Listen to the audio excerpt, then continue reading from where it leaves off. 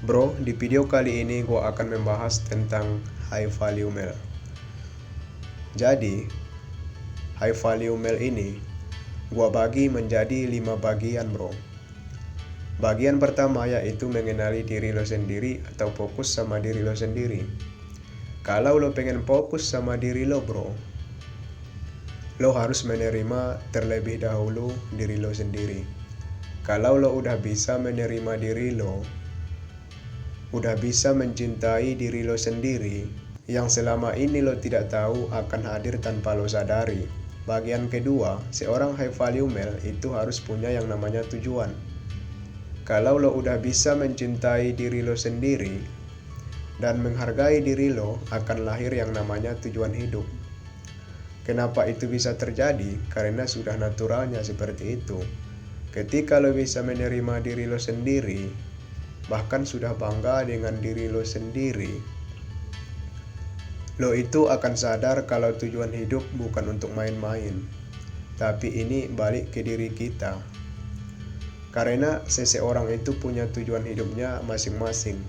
Bagian ketiga, seorang high value male harus punya skill dan keterampilan. Mau keterampilan apa, gak ada masalah. Karena setiap orang punya keterampilannya masing-masing. Ada yang jago marketing, salesman, keterampilan fotografi, juga sudah gua bahas di video sebelumnya, linknya ada di deskripsi. Jadi, seorang high value male itu harus punya yang namanya keterampilan. Yang keempat, lo harus punya prinsip hidup. Karena seorang high value male harus punya prinsip hidup. Prinsip hidup yang lo punya akan menjaga hidup lo dari godaan dan cobaan. Contoh, lo udah putuskan untuk tidak tergoda balikan sama mantan, tapi prinsip hidup orang itu berbeda-beda. Jadi, yang terakhir, yang kelima, jangan pernah mengejar wanita. Prinsip yang kelima ini paling penting, bro. Kalau lo adalah seorang high value male, gak ada ceritanya lo ngejar wanita.